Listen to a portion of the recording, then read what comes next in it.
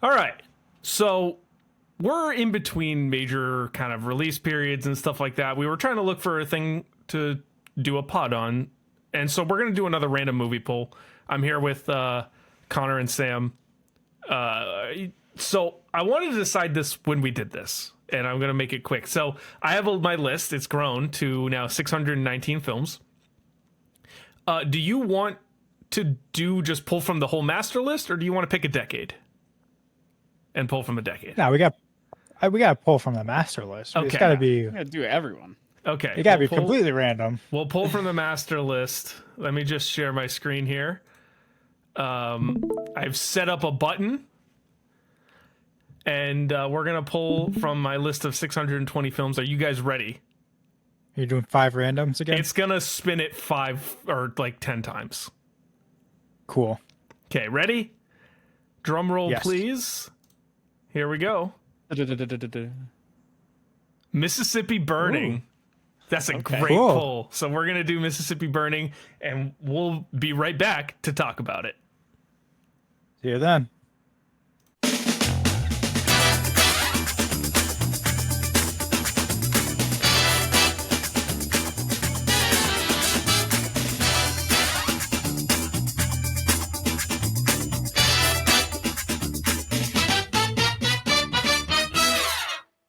Well, hello everyone, and welcome back to the Film Box Podcast. I'm your host, Aaryn Souza. I'm joined today by Sam Majewski and Connor Jameson, live on camera on Spotify. Hopefully, if everything has worked correctly, we will be on video on Spotify when this goes live. But we're here, and if you didn't listen to the intro, which I don't know why you wouldn't, we're talking about Mississippi Burning, and this is going to be a very exciting episode. A random poll from my library of over 600 films. We got Mississippi Burning. We're going to talk about it. But first, how are you guys doing? Bad.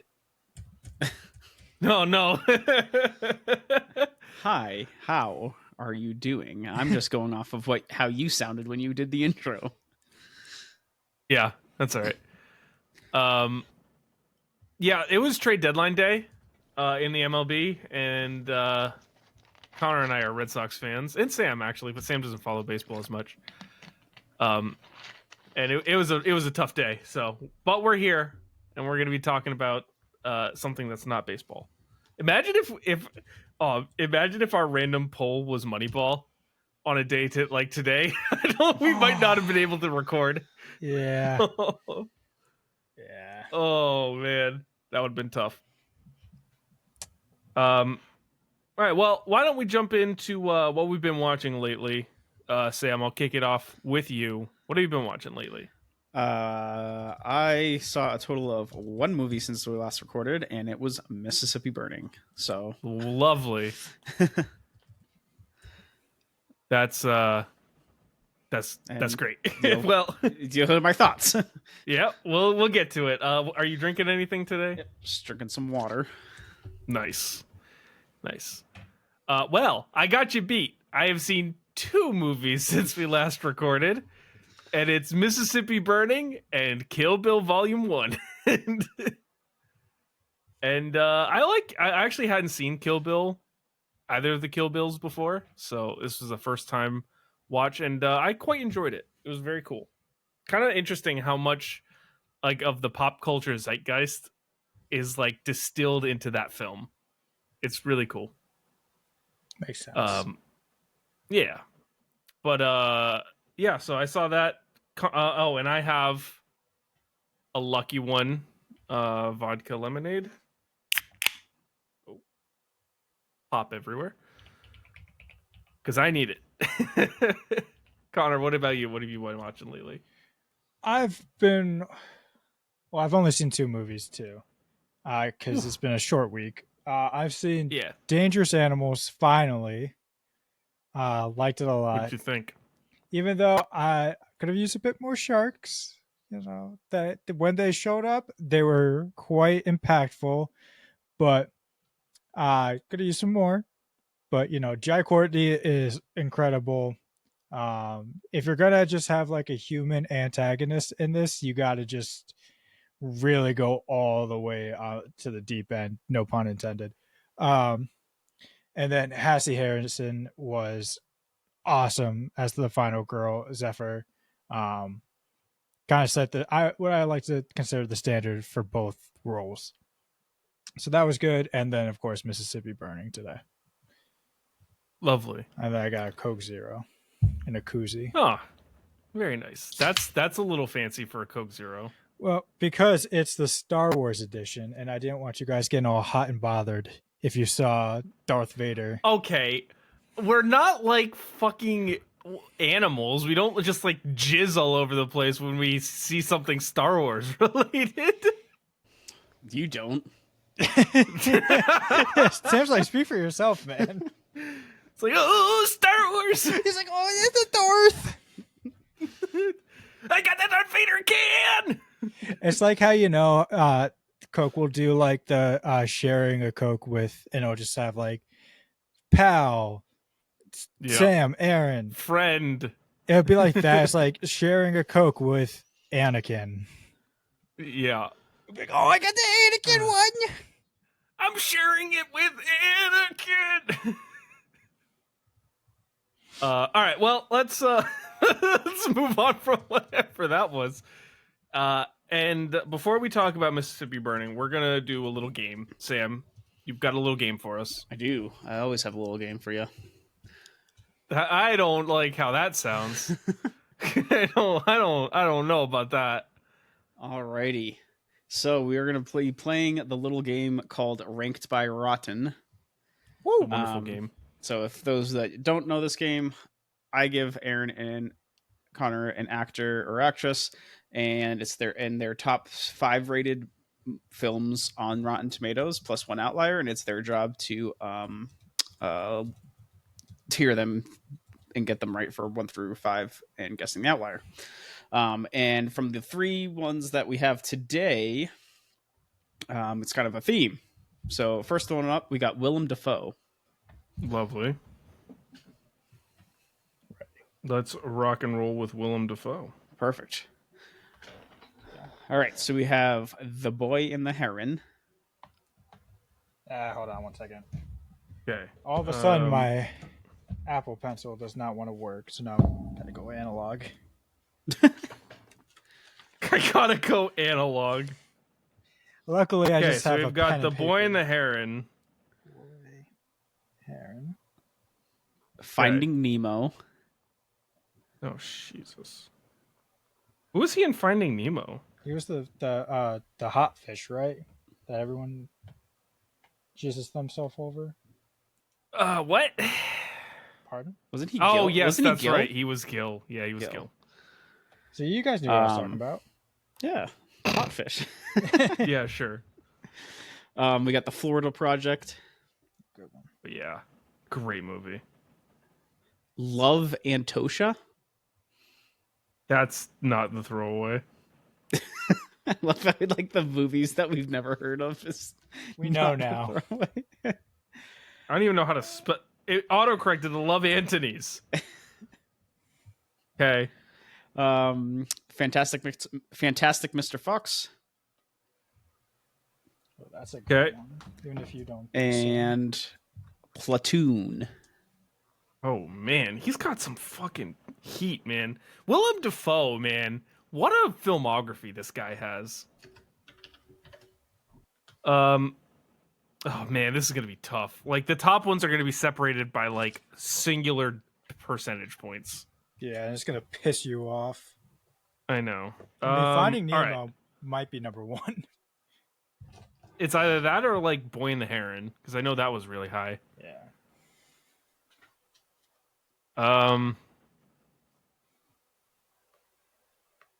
I'm good with putting Finding Nemo at 1. And then maybe 2, Boy and the Heron. Okay. Okay. I feel like we gotta find a place for Love and Tosha up there too. I think 4th. And then 6th is Platoon. Or 3rd is Platoon, maybe. Or maybe Platoon's I don't know. Is Platoon the throwaway? You never know. I don't know. I'm looking at this list. I like how Sam arranged it when he presented it to us. He's never done that before, where it's the order that he presents it is secretly the order that it's actually in. Could it? I mean, I feel like Mr. Fox has got to be a little higher than 5th. Maybe third? That's what my gut says. Okay. And then Florida Project or Platoon at 4th. And I think Love Antosha is going to be the last of the non-throwaways. I feel like Florida Project was so good, though. It really was. And I know the critics liked it, but So we're talking probably singular percentages, like 96 versus 95. Yeah, do you want to say so Nemo, Boy, Fox.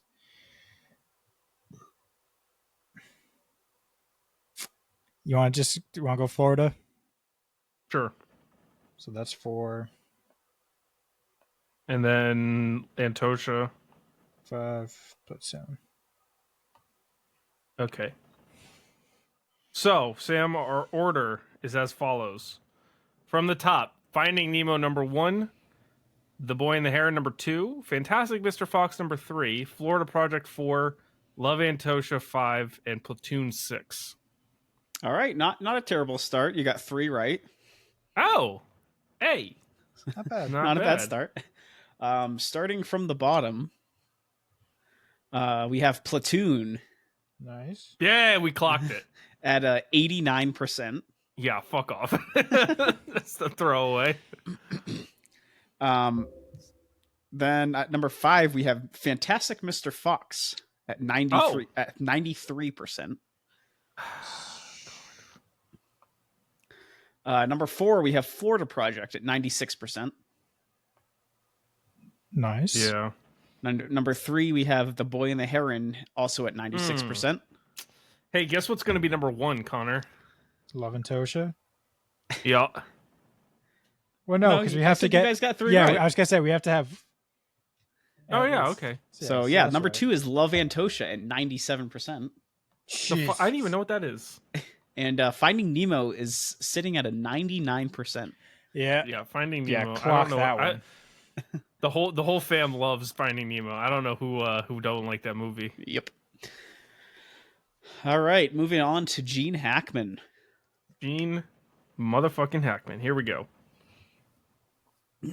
All right, we got Unforgiven, Oh fuck. Banger. The French Connection, Banger. I think that's one. Superman the movie, Holy shit. That might be the throwaway. Young Frankenstein, Fuck. Cisco Pike, Not a clue. That's not a throwaway. That's number 2.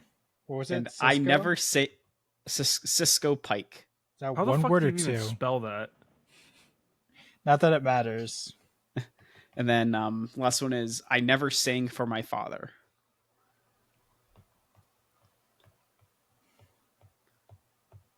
Oh man.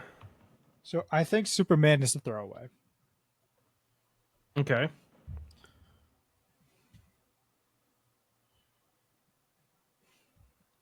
So From there, I'm not 100% sure.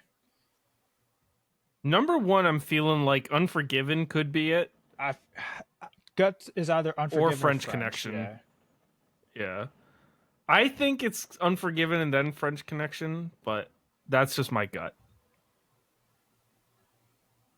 It could be French Connection and Unforgiven, though.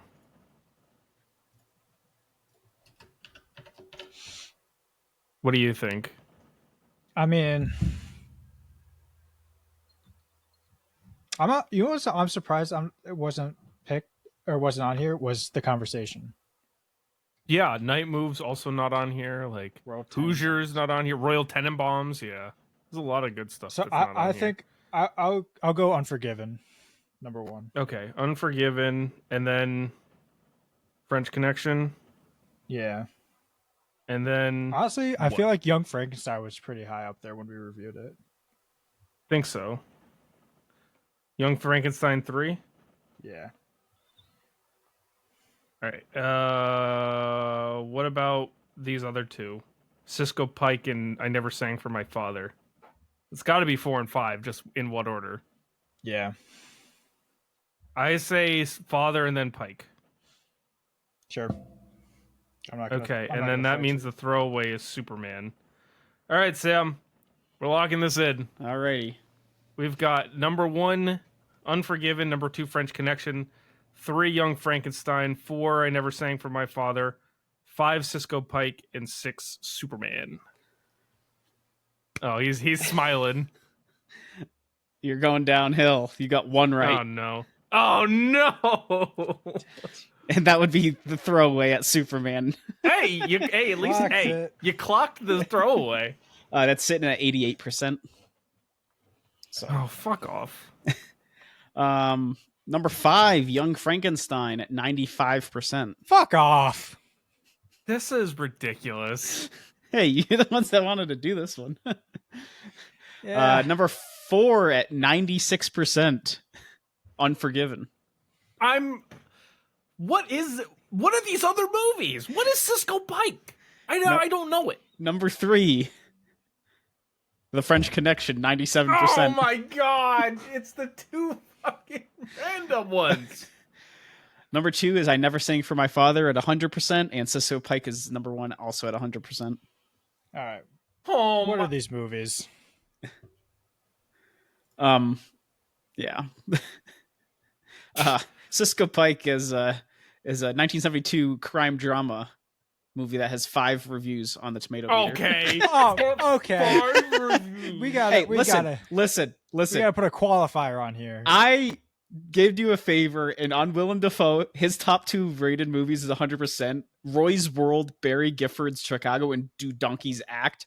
They both have this one has 7 reviews. I didn't do that because I knew that was a dick move. So you did the dick move in the other. Oh, I spelled Cisco Pike right. Oh, I almost wasn't sure if Cisco Pike, and I wasn't sure if you've seen those two, but or No. heard about them. Of course we Oh, haven't. Cisco Pike has Chris Christopherson and Harry D. I need to watch this movie. Oh, I also spelled it right. Yeah, so I did you guys a favor for Willem Dafoe. All right. All right. Well, let's go to the last but one. not least, we have Brad Dourif. My guy. All right, so we got Lord of the Rings: The Two Towers, Lord of the Rings: Return of the King, Deadwood the movie, Nice. Mississippi Burning, Oh. Wise Blood, What was it? Okay. Wise Blood, Okay. Interesting. and last is One Flew Over the Cuckoo's Nest. Damn, Brad. That was his first movie, right? No idea. Okay. I feel like Mississippi Burning is going to be the throwaway. Probably. So let's roll with that. Deadwood the movie is calling out like it's number 1. It's a TV movie based off a TV show. I don't know about that. But then again, I don't know, man. But then again, 3 reviews, 100%. Yeah, I just have this feeling. It's in my bones. Deadwood like the Justin movie has Timberlake. 89 reviews. Okay. I'm telling you, man. Well, I don't know. Could be. You would have to tell me, is Two Towers or King better? They're both excellent. But King is rated higher, I'm pretty sure. okay. I don't know. I feel like it's going to be Deadwood, Return of the King, One Flew Over the Cuckoo's Nest, Wise Blood, Two Towers, Mississippi Burning. throwaway. Oh, you have it that far down. Yeah, I have Mississippi Burning as the throwaway. No. Two Towers all the way down. Oh, I mean, again, I think we're talking like singular digits here. You are in fact talking singular digits here. Yeah, I figured. Fuck. So we're talking like a 96 for Lord of the Rings: Return of the King and like a 93 for Two Towers.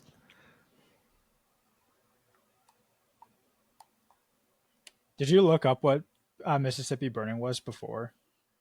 I didn't, but I feel like I've seen what it is and like have a recollection that it's in the high 80s.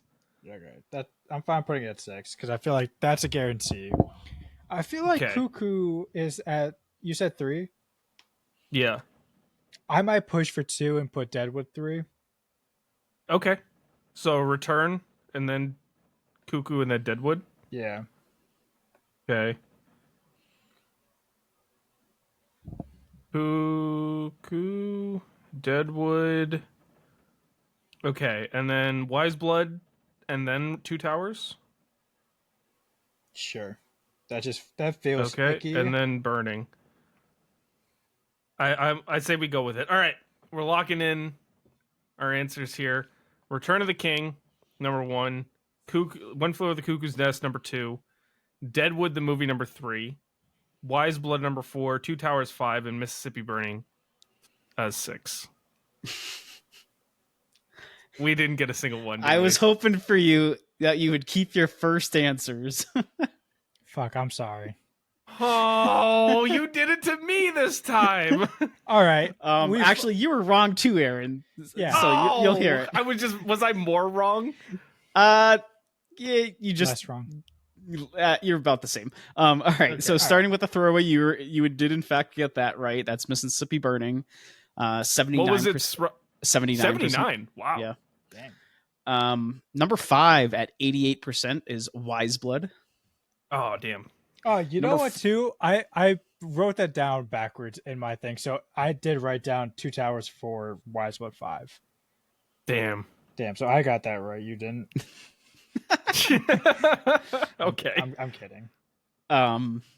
Number 4 at 93%, we have One Flew Over the Cuckoo's Nest. Damn. And this is where Aaryn was wrong. At number 3, we have Lord of the Rings: Return of the King at 94%. Not Wait. bad. Hold on. 5 was Wise Blood, 4 was Cuckoo, and then 3 was King? Yep. Okay. So Two Towers was rated higher? Two Towers is number 2 at 95%. Yeah, so 1 point okay. higher. Yeah. Yeah. Should've And listened to then, Deadwood. wait a minute. I You should've guys listened were to you said Deadwood was the number 1 answer. I was hoping you would keep it, and then you changed it. I was right. I sniped the shit out of it. That's People sitting at a love 90 movies based on classic Western shows. 98%. So All right. Congrats. all right. Oh, well, are you guys ready to talk about Mississippi Burning? Mhm. All right. So, what, you didn't like the I transition forgot that I you put in? got transition sounds. So Mississippi Burning is a 1988 American crime thriller directed by Alan Parker and written by Chris Girolamo. It is loosely based on the 1964 investigation into the deaths of Cheney, Goodman, and Schwerner in Mississippi. Stars Gene Hackman and Willem Dafoe. Cinematography by Peter Bizu. Music by Trevor Jones, distributed by Orion Pictures. This movie was released December 9th, 1988, and had a runtime of 128 minutes and a budget of $15 million. What did it make? Oh, Orion, there you go. What did it make at the box office? What you say the budget was? 15 million. 45. I'm gonna guess like 31.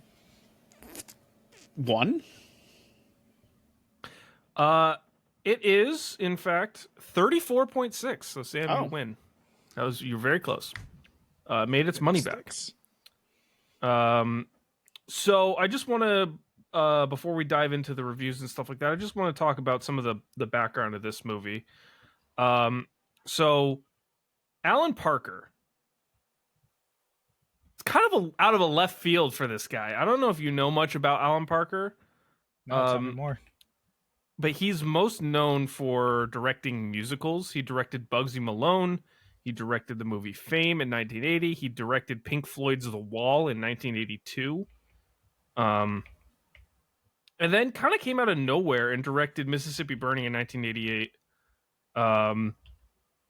And also was known for directing Angel Heart in 1987, which is, the Robert De Niro, Mickey Rourke movie about... I believe this is the film where he doesn't play the devil, does he? No. Okay, he does not. It's like that's more like a crime drama. He's won 19 BAFTA awards and 10 Golden Globes and 6 Academy Awards. His films have won. Damn. I mean, this guy's got a lot of success, but not a ton of movies that really stood the test of time. Those are Angel Heart and Mississippi Burning are kind of the two that really stand out, and then obviously Pink Floyd's The Wall. So it's kind of an interesting career for Alan Parker. And then obviously I said this was based on a true story about the murder of those people in Mississippi. Tobin Bell makes his film debut here. Tobin Bell, better known as Jigsaw. John Kramer. He plays Agent Stokes, an FBI enforcer to interrogate Cowens. He was first asked by Alan Parker to read for the role of Clinton Pell. Interesting. Before it went to Brad Dourif. So that's kind of a neat little background. We could have had Tobin Bell as Pell. And also Parker and Colesbury, one of the producers, had difficulty finding a small town for the story setting before choosing Lafayette, Alabama, to act as scenes set in the fictional town of Jessup County, Mississippi. So I'm sure that didn't spark any rivalry. That they filmed a Mississippi movie mostly in Alabama. Is that something you want to claim, though? I don't know, man. I don't know. Yeah, you know what? Well, we got Mississippi Burning. It's like, yeah, I don't know about that. Yeah, congrats, man. That's not really the subject matter you want to be going for. So this movie was nominated for 7 Oscars at the Academy Awards, including Best Picture, Best Director, Best Actor, Best Supporting Actress, Best Cinematography, Best Film Editing, and Best Sound, and it won for Best Cinematography. Now, I'm just going to take you guys down the list of those categories real quick, and I want you to tell me who should have, if this was a correct pick, or if Mississippi Burning should have won, or something else should have won. So, Best Picture. The nominees were Rain Man, The Accidental Tourist, Dangerous Liaisons, Mississippi Burning, and Working Girl. Winner being Rain Man. Is that the correct pick? Yeah. I would agree. I would agree so. All right. Let's see. Best Actor.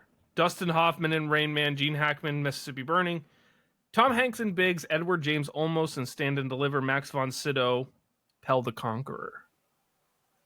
How do we feel about that? Is it actually Dustin Hoffman, or is it? I don't know. That must be a tough. That's tough, but I think I would probably still lean Hoffman. Hoffman is pretty good in that movie, although Gene Hackman is incredible. I think in this film. Would you consider him the lead actor? Yes. Okay. I would absolutely consider him the lead actor, which I'm glad you mentioned that, because I want to talk about, obviously nothing in Best Actress here, but Best Actor in a Supporting Role, no nomination for Willem Dafoe. Instead, we got Kevin Kline in A Fish Called Wanda, Alec Guinness in Little Dorrit, Martin Landau in Tucker, the Man in His Dream, River Phoenix, Running on Empty, Dean Stockwell, Married to the Mob. Are you taking any of those out for Willem Dafoe? I'm probably taking out maybe Martin Landau. I haven't seen Yeah, any of the movie, probably. so I can't say anything.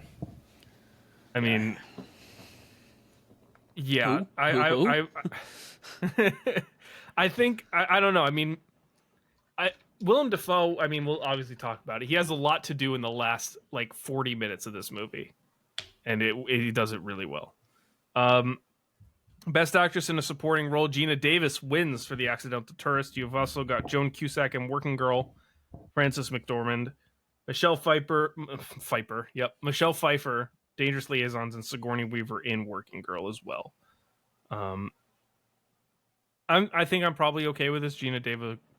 Jesus, my language, my English. We've still got a while to go yet. Gina Davis is great. I don't know. Frances McDormand is good in this movie, though. Yeah. So, and then best cinematography, obviously, it wins. Best director, Barry Levinson wins for Rain Man. We also got Charles Crichton for A Fish Called Wanda. Martin Scorsese for Last Temptation of Christ. Alan Parker, Mississippi Burning. Mike Nichols, Working Girl. That's a pretty loaded category. I feel like you got to give it to Barry Levinson for Rain Man. Yeah. All right.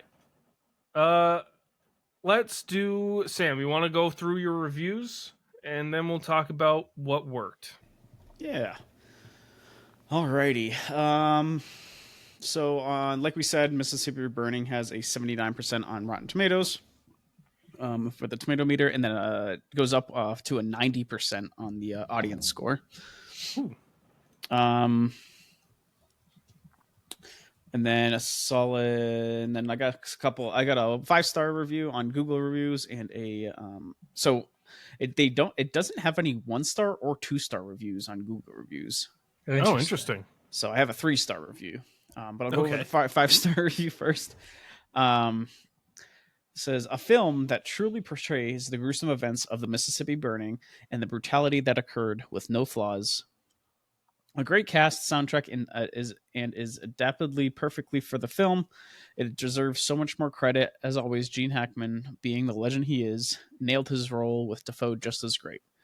Despite it not being exactly word for word about the events, director Alan Parker, as said, helped create a storyline as close to it as possible. And it was no easy task, especially on how controversial the film was going to be. These days, it's very hard to find films as greatly made as this, and the film itself was a masterpiece of work, one that still gives and portrays its strong message, reminds us of the dark times as humans, and truly hits our hearts, and gets us thinking and reflecting. Amazing to see how far we've come.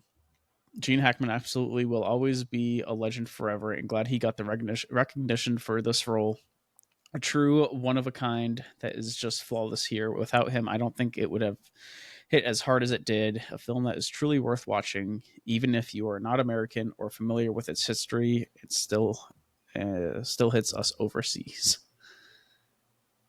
Nice. And then this 3-star review says, what an odd film, not deserving of 5 stars. It feels more like a series of standalone sketches or set pieces, stuttering plot and character development, which isn't a patch on in the heat of the night in terms of those or suspense.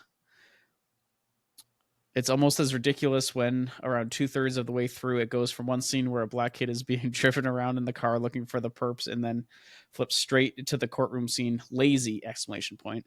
The big disappointment of a movie. Great acting, and looks like they used real people other than actors for some of the minor local roles, which worked well.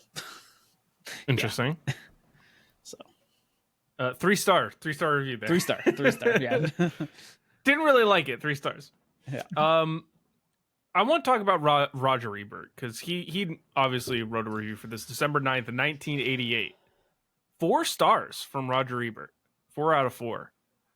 He said he opened his review with, movies often take place in towns, but they rarely seem to live in them. Alan Parker's Mississippi Burning feels like a movie made from the inside out, a movie that knows the ways and people of its small southern city so intimately that, having seen it, I know the place I'd go for a cup of coffee and the place I'd steer clear from. This acute sense of time, rural Mississippi 1964, is the lifeblood of the film, more than any other film I've seen, this one gets inside the passion of race relations in America. He loved this movie. He said it's the best American film of 1988 and likely candidate for the Academy Award as the year's best picture. Raj loved this movie, which is interesting because like not as many of his fellow critics liked it to that level. So I just thought that was really interesting. All right, you guys ready to move to what worked? Yeah. Okay. All right, so I'll start off what worked for this movie. The look of 60s Southern Mississippi is incredible. I mean, they really nail the small town feel of this place. Yeah. I always kind of liked how there's only like one car on the road at a time. Yeah, it feels like a very poor type of area. I love that. And you can easily tell the difference between of like there's the African American section of the town, and then there's the the white section of the town. Yeah, the segregated areas and Yeah. like even the white areas, which are supposed to be like the higher class areas, like it's run down. Like that Francis McDormand's home is not a very well kept. Like it's kind of run down a little bit. It's not looking too hot. Yeah. And yeah, I just love how they capture that vibe. It feels right for the time period. Well, What do you guys got? I was going to say, I mean, just, go ahead. I feel like the emotion that it captures is just, you are, at least, I'm not going to talk for you guys, but at least for me, it was just like a very uncomfortable and like angry watch at times. Because it's just like there's so much just like violence happening, and especially with like this subject matter, it's like it's not just a movie because this was happening in America not too long ago. And I think even to the point when Gene Hackman and Dafoe were just sitting in the car talking about like why is there so much hate, and Gene Hackman is telling that story about why his dad like killing his neighbor's mule because he was like a little bit richer, and he goes, "You think that's an excuse? It's just a story about, or you think that's an excuse?" Anderson goes like, "No, it's not an excuse. It's just about my dad. He was just an old man so full of hate he didn't realize that being poor was killing him." Yeah, I think I love that. It captures everything so well. Just about and to that point, the dialogue in this movie is just like it's sharp the whole time. It just works, and moments like that really capture it. Yeah. In a similar vein, I had the conventional versus non-conventional police work that is done by Willem Dafoe and Gene Hackman. Like, I just love the portrait that they paint of like, here's Willem Dafoe. He's by the books, straight man. He needs to do things the way that they need to be done by procedure. And then Gene Hackman's coming in, and he's kind of like loose cannon type. Yeah. And but more like street knowledge. And I just love that there's that duality there. They don't just kind of play the same side. They play the same side, but they play it a lot differently. Yeah. I think that's a dynamic that gets played a lot in like buddy cop movies of like you have one that's super by the books. Like, I don't know why my mind went here first, but like the other guys, you have like the Will Ferrell who's like, nope, we got to do it like this because that's how the procedure's done. And then like the Gene Hackman type is like, no, you leave me and Brad Dourif in the barbershop alone, and I will get you your answer. Yep. Yeah, it's great. Yeah, at least so probably one of my favorite scenes of the movie towards like the middle of the end when Dafoe is just like, you know what, fuck it, we're doing it your way.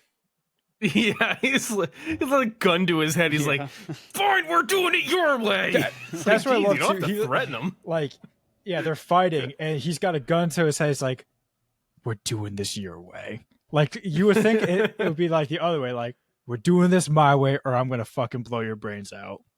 It's like, you were right all along. You were right. Do you want to take my job, by the way? Yeah. Oh God, Sam, what do you got? I think what worked well was I just want to get this out there, but the soundtrack was the music was great. Yeah, that one theme. That Stinger theme that they would play. I love they used it just enough, just sparingly enough. Not gonna lie, I thought about the Home Depot commercial song every single time. Oh. Yeah, there it is. So, not gonna lie, it was not the same, but very similar. Gene's gonna go into the hardware store and buy some fucking lumber to build a deck right after this. But jokes aside, I think that it was very well done. It came in at the right moments. And then I think honestly the whole opening montage too was really good.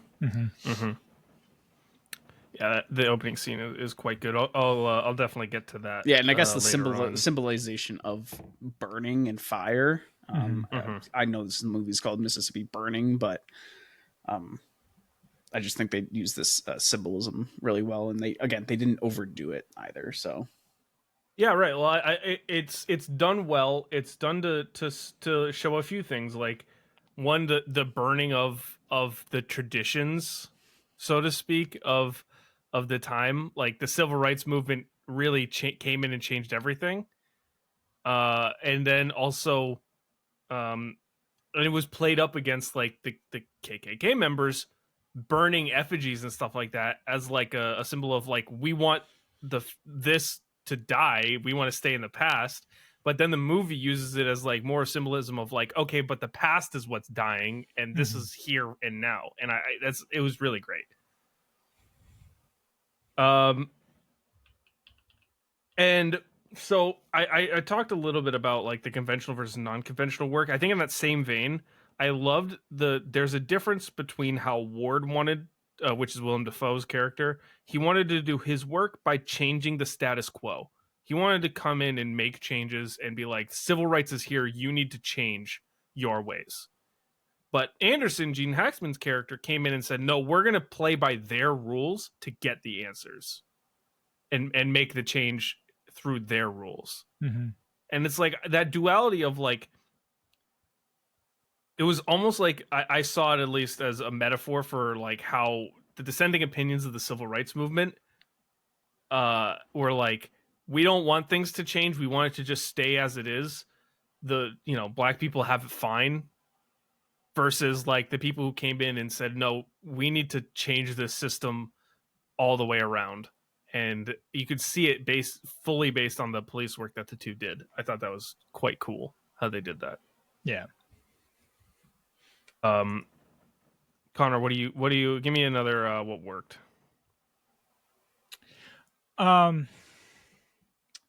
I think it's not as deep as that, but I think the casting of like the Mississippians, like R. Lee Ermey as the mayor, just is a like they did some great typecasting to say it as complimentary as possible. Like Michael Rooker they look like they could be racist Southern guys. Yeah. Like Brad Dourif, yeah, he looks like he would be like a deputy at that time. Yeah. Yes, he does. But again, it's just it made it very immersive.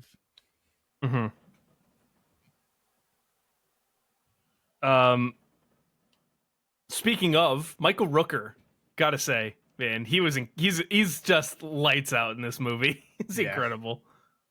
Just really goes for it the entire time.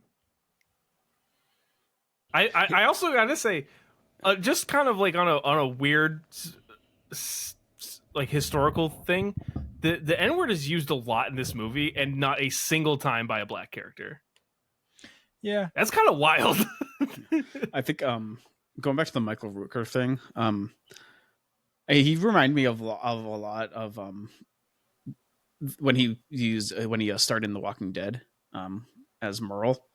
Yeah, he's pretty much played the same character, like this racist Southern guy. yeah, it's just the face. I'd say. Yeah, he does, and he's kind of got like this energy, like he wants to do bad things to black people. He wants to say it. He wants to say it real bad. He's just got this energy. Like the first time he appeared on screen in that opening scene, I was like, oh yeah, he wants to say it so bad. It was like one of the first 5 words he said. Yeah, I was like, whoa, man, we're really going in. No, but to your point, it's like kind of like it's used against them. Like it's to hold power over them. Right. Speaking of sort of in that same vein, the fact that they actually showed the brutality of the KKK, I think was particularly effective in the film, and showing like it's like a show don't tell, right? Like a lot of movies would just be like, you know, we all know that the KKK is bad, but they took steps to actually show it. Yeah. And that was like particularly just gut wrenching. Like I was like, oh my God, when they attack the church and just kicks the shit out of the kid, I was like, Jesus Christ, like what is going on? The kid's dad too. It was just like, yeah, it was so hard to watch. But again, this was real life. So, right, and it's effective storytelling. Yeah. You know, the movie I think did a great job. It like dared you to watch and be like, oh no, this is what happened, guys. You know, yeah, the movie this movie particularly had some controversy around like its adaptation of the source material, but it was a pretty accurate picture of what in general life was like at the time. And like it dares you to be like, no, you're gonna watch this and you're gonna sit in it and you're gonna really experience what it was like for these people. And it works. Yeah, very effective.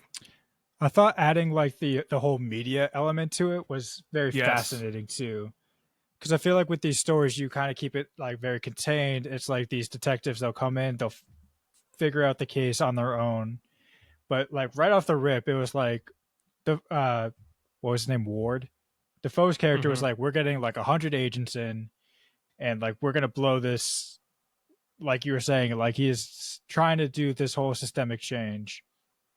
And obviously it catches like the national news when you have like the whole army reserves coming in to look for these bodies in the swamp. And I think it just adds a whole layer of, I guess, it just adds a new element to the story when you have, because then you get like these testimonials too of like just those were awesome. Yeah, of like the Mississippians, of them being asked like, what do you think is really going on? Do you think that the blacks are being treated well? And they're like, yeah, or I think not. Yeah, right. Well, like, and like you contrast that with the fact that we've seen in the movie how the black people are being treated, and they're like, oh, they have it pretty good here. We don't want to change how things are going, but like, they're afraid. Like they're horribly afraid. Like they're getting assaulted, and then they can't speak to anyone about it because the people who are assaulting them are the cops. Yeah, like it's very effective at just showing the brutal nature of the time period. Sam, you got what else do you have that worked? I mean you pretty much covered all of it. Okay. I just gotta say, Gene Hackman, just blanket Gene Hackman. Yeah, he works. He does great work in this movie. I just wrote down so many of his lines too, because they're all just so good. I mean, like he's got some real bangers. Right after they decide to do it his way, and they're like, him and Ward are fighting again, he's like, "Don't put me on your perch. Well, don't drag me to your gutter. These people crawled I out of love the that. sewer. Maybe the gutter's where we should be." Like, it's such a good Um, line. He also has the funniest scene in the movie when it's right at the start. They're driving on their way to the town, and he just busts out into the KKK song. It's just hilarious, and it's extended too. He sings it for a good minute and a half. I'm like, oh my god! I was gonna say he also is just like when he like goes to the KKK bar and he just grabs Michael Rooker's Oh my dick. god! Yeah, we'll Twists get it. to that. We'll get to that. All right. Well, let's move to what didn't work. Unless you have anything else, Connor. No, there's All just more lines. Yeah. Well, I'll give you a spot to highlight some lines. What didn't work? The cops are really bad at covering up the fact that they're KKK members. Like, I don't know if it was an intentional choice, but they look like they really want you to know that they're KKK members. Mm-hmm. Well, even to that point, there's like he wasn't a cop, but I forgot the guy's name. I gotta find him. He was like the grandmaster of the KKK. Yes, it was Townley. Stephen Tobolowsky's character. Yeah, Townley.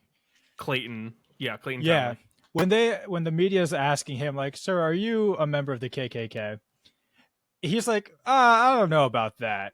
What I do stand for, however, is," and then he just like lists off everyone who he doesn't believe should exist. Mm-hmm. I just out of context, this movie does have like some kind of funny moments.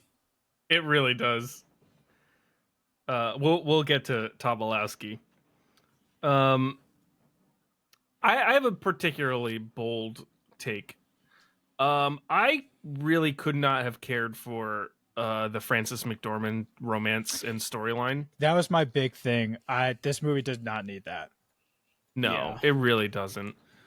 Like, they were setting it up for quite a while that she was going to be like the linchpin in nailing these guys. Mm-hmm. But then they decide to just do it Gene Hackman's way, and he kind of just goes rogue and just gets the answers out of everyone his own way. Mm-hmm. And so they don't need her for that, like, for her to address the 50 minutes outside of in Pell's alibi. So it's like, okay. I mean, I don't know. I just didn't really. You could have cut 20 minutes of that out of this movie, still had her in it in a much more minor role, and then it's still the same movie. There's nothing changes. You definitely could have reframed it in a way like just it having a romance in this type of story just didn't feel right.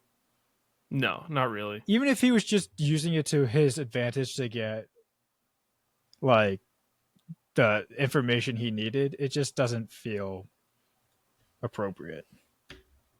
Yeah, it was kind of like, it gets a little jarring at times. Like, Gene, why are you like trying to romance up this married woman while you're investigating the murder of 3 people in deep segregated Mississippi?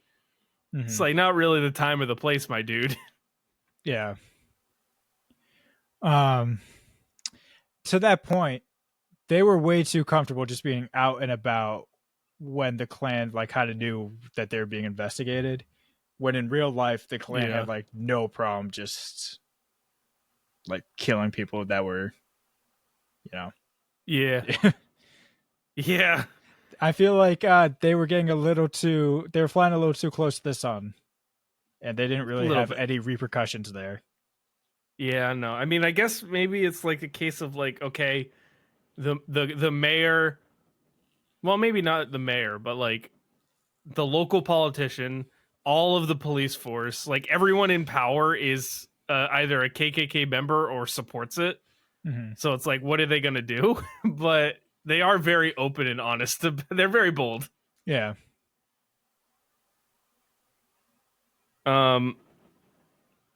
Gene Hackman's accent, so he comes out in and out of it a little bit. is like supposed to be this old school sheriff from Mississippi, I think it was, or Alabama or something like that. And It's from that area. in some areas he has a southern accent, and in some areas he definitely does not. He just kind of drops in and out a little bit. Sam, what do you got for what didn't work? I think a couple, like I think what was that? I think maybe the first third of the movie was a little bit confusing plot wise. I think it was just kind of hard to follow. A couple of the like what they were actually doing. Right. It was interesting. They were like, I had that question too. Of like, at one point, I was like, what are they actually trying to solve? Yeah. Because it seemed pretty obvious. Yeah. Right. Well, I knew they were trying to solve the murders, but like how? Like, what are they like? Are they gonna like go interrogate and interview people, or are they gonna Well, for the longest time, actually into the weeds and look for like stuff? For the longest time too, they're like, no, they just ran away. But like they like half the time they're like, no, like these boys are dead, and then the other half of the time they're like, no, they're still out there. We can still find them. So it's like they didn't even know what they thought. Yeah. And I feel like they knew pretty quickly that it was like, okay, whatever happened to these guys are definitely responsible for it. But they also spent a lot of time not really like trying to get them on it. Yeah. This was one of my biggest things that didn't work for me is how many times we'd have a scene of like the clan doing like this awful injustice, whether it's like assault or arson, and then it would just cut to a scene of like Warden Anderson just like kind of kicking around the ashes and being like, well, we got to do something. Damn, that sucks. We got to do something. We know who is doing this, but we can't do it. Yeah, right. Like just get them on it. Just it comes way too late where they actually try and like get them on their crime. Yeah. Yeah, that's pretty much all I've got for what didn't work. What do you have anything else that you want to add? I mean, I didn't have too many issues with this movie, to be honest. We pretty much covered it all. Okay. Yeah. I mean, I guess my last thing is I kind of wish some of the black characters had a bit more to do besides just get assaulted. Oh yeah, that's true. Because it's pretty much just like, wait for the white guys to save the day. But yeah, it is a bit of a recurring theme in this one. Yeah. Well, I mean, I guess that it kind of. I think to go off that point, like you could tell, like they were terrified to like speak out and to like actually like help them, and they had the kid driving around in the car with a box on top of his head. Well, that's why I think the scene of like the funeral, once they find the bodies and like their the sermon is like, I don't have any like peace to give. All I have is anger. Like I don't have any peace to give to those white kids who died. I just have anger. I thought that was like one of the best scenes, and maybe that's a transition to the best moments. Because that felt like we can talk about best moments. Yeah, because that just felt like everything finally was just boiling over, and it was like finally something it has cracked. Yeah. He says there's a particular line in that because that eulogy is absolutely insane. He says, I have anger in my heart today, and I want you to be angry with me. And it's like, holy shit! Like this is gonna get bad, and they don't really show it in the movie as much because it doesn't get to that point. But it's a pretty good distillation of the tensions of the time. Like these guys were ready to go to war at certain points. That funeral ceremony and the procession was just incredible. Yeah. It was one of my favorite moments in the movie. I like the opening car chase. The first scene, I thought it was pretty cool, very jarring. Like what the hell's happening?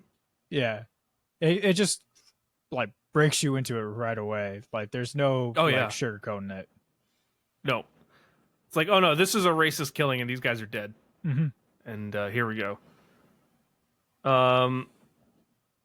the barbershop sparring between Hackman and Arlie Ermy Mm-hmm. when he's like he's in there talking about he's up on the shoe shine stand and they're going back and forth. That's a great scene early on in the movie. Just Hackman is just Yeah, dude. incredible. I will say, like, when he can't physically do anything and all he can do is kind of just go at them with words, phenomenal acting from him too. Mm-hmm. Half this movie is verbal action. Like it's an action movie, but with words for half of the film. Mm-hmm. It's great. What else you got for best moments? I mean, you go, Sam. Okay. I love when he beat the shit out of Brad Dourif. what's his name? Brad Dourif's character. Yeah, just leaves him spinning in the chair.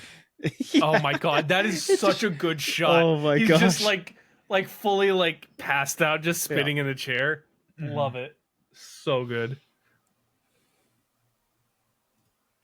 I love the swamp investigation when they actually pull in all of the people. I just love the scale of it. Like the amount of extras that they must have brought in to film those scenes. Like they were legit in a swamp with like 70 guys just going at it. That just was cool. Hackman confronts Rooker and the KKK in the bar. Yeah. I think this is my vote for best scene in the movie. It's just incredible. Hackman just comes in and just shows everyone up, takes a beer from the guys, grabs Michael Rooker by the balls and squeezes it, and he's like, "I will fuck you up." And then turns to Brad Dourif and is like, "What are you gonna do? You gonna pull your gun? I'll fucking kill you right now." And then he leaves.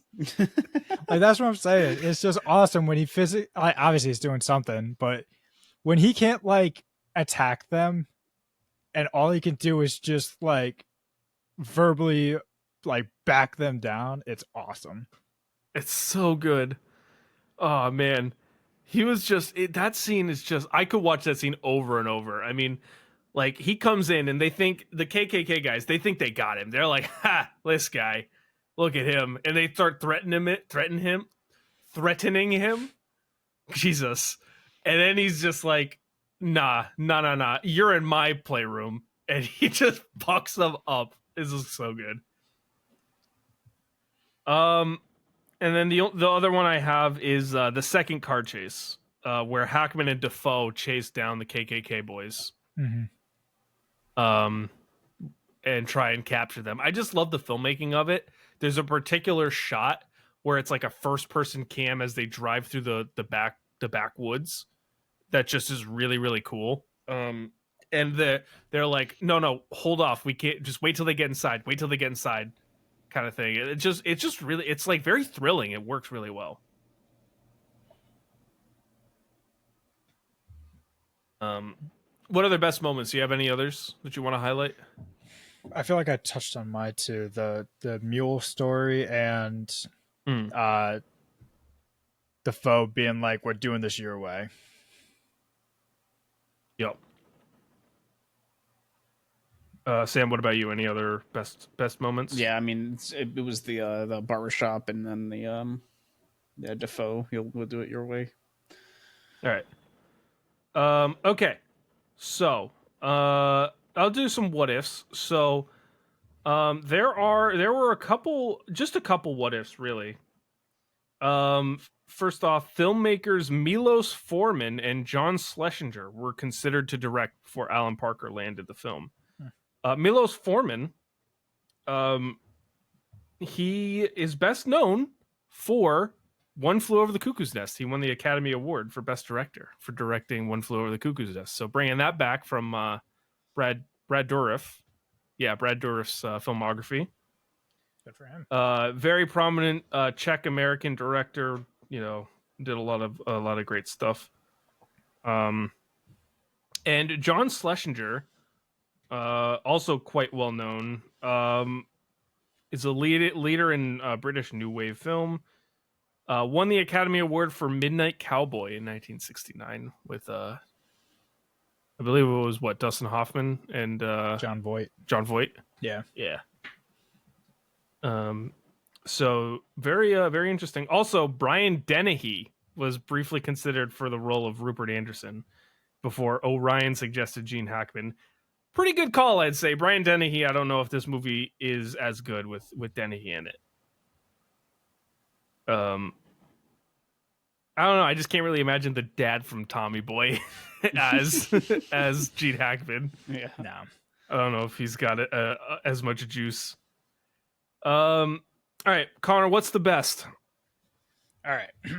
I only have two, and I'll peek behind I've the got curtain. one, so Good, because I forgot to do these until like 5 minutes before we started recording, so these aren't the best. So, Sorry. is this the best calm performance from Willem Dafoe? Ooh, it's interesting. Ooh, that's a good one.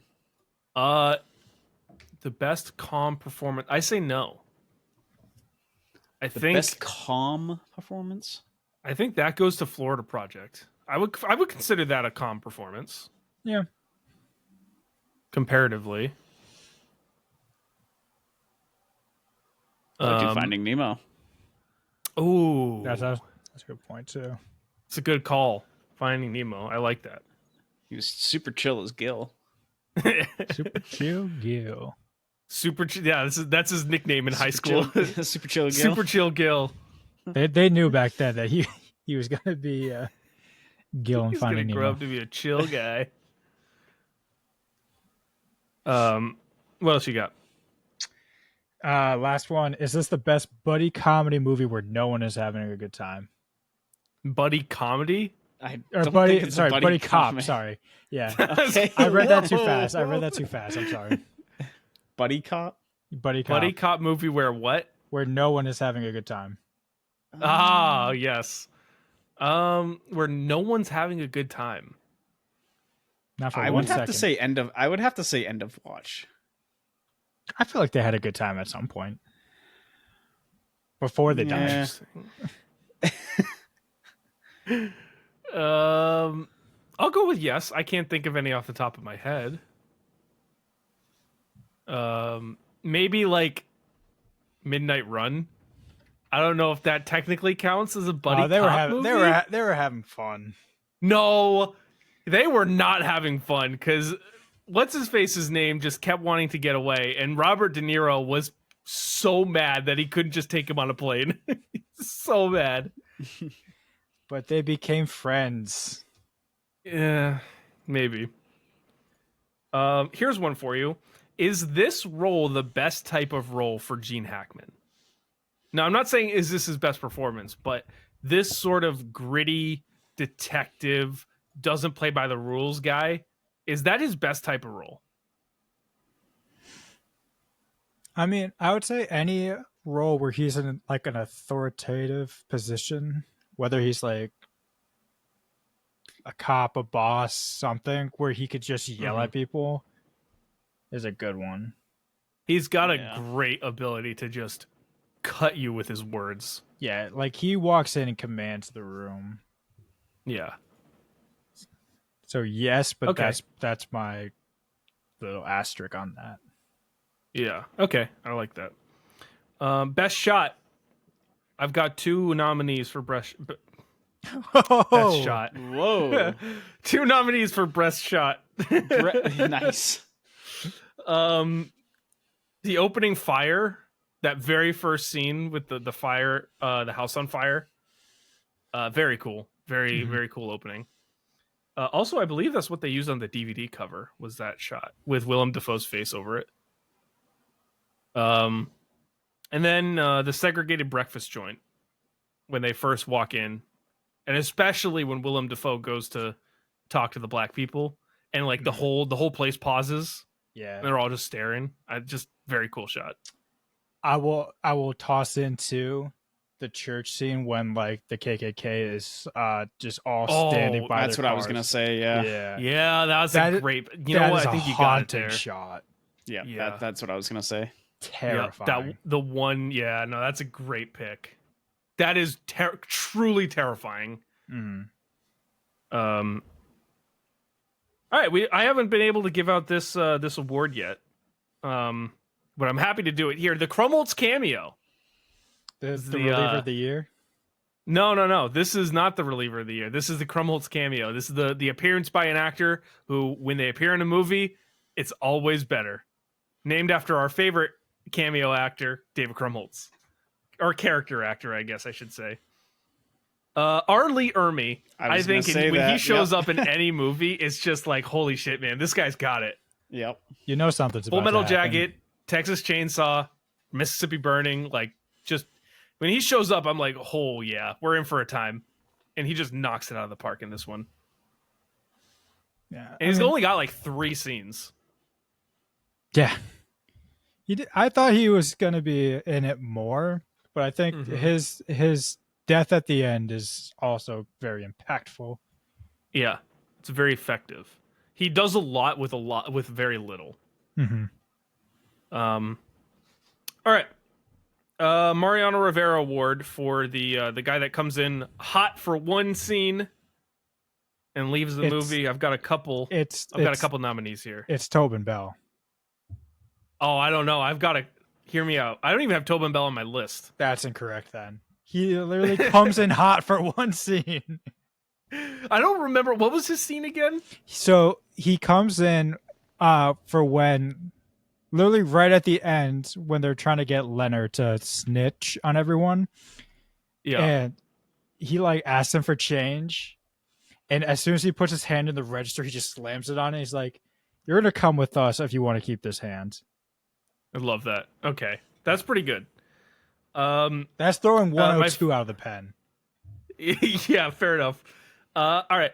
I've got does not qualify. He probably has too many scenes, but Michael Rooker, I think, has just one too many scenes, one or two too many to qualify, but I had to mention him because he is just, every time he's on screen, he's just throwing 104. Like, he's like just flame throwing. No, he's a starter. Yeah. Stephen Tobolowsky has 2 scenes and in them gives the most unhinged, most racist speeches I think I've ever heard in a movie twice. Like, he just absolutely goes for it. R. Lee Ermey, specifically in the movie theater scene, is quite good. But the winner my winner of the Mariano Rivera Award is Frankie Faison as the eulogist, who gives the most insane speech at the funeral of the black boy after they find him. That's a good one. He's only credited as eulogist. He's only in the movie for that one scene. It's absolute heat. I think he wins. Although I will say the Tobin Bell is a pretty good pick too. Questions for the film. Do you guys have any questions? I had no questions. Yeah, I honestly didn't either. I feel like I asked it already. Like, if the Klan was that like infected in the town, how are these FBI agents like allowed to just kind of walk freely? But yeah, right. Whatever. Oh, technically they were shot at once. Like, no one was I feel like assaulted. really what happened was like the KKK guys got pissed off that the FBI people were there, so they went and took out their anger on the black people, and that's really shitty. But it kind of happens every time in the movie. That is true. Because like if they even suspected someone of talking, they would just beat them the hell up. Yeah, and even when they didn't, they were just like, you know what, it's time. Yeah, we're just gonna light this house on fire with a Molotov cocktail, and then get off scot-free. Yeah, right. I'm gonna suspend you. That guy honestly also qualified for the Mariano Rivera Award. Yeah, but that's I'm gonna suspend those sentences. That's like for the other team, though. It is. It is not the team you want. Sam, what'd you got? You had one, or were you? You were. I don't remember. Did the dad that got hung, like, did he live? It seemed like it. Yeah, But did he live like he just showed him like move his mouth but Yeah, did he like- actually like live? That's a great question. he was moving, but I feel like he probably was meant to die in that scene. I don't know. I mean, I think again, kind of speaks to the way that they portrayed black people in this movie. They kind of just show them as victims and then don't really give them much else. Mm-hmm. Like they didn't even get a resolution of like, oh, did dad actually die or is he okay? We didn't even get that. It's like, oh, this guy's house burned down. What else happened to him? Yep. All right. Get on your soapbox moment. Hot takes. Connor, you've got one. I've got one too. Yeah. This movie's over in 30 minutes if they just listen to Gene Hackman off the rip. Oh, Yeah. 100%. I This love is that. a short film. Yeah, this is a 20-minute.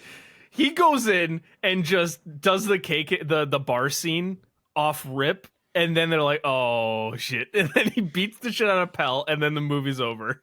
Yeah. Good call. That's it.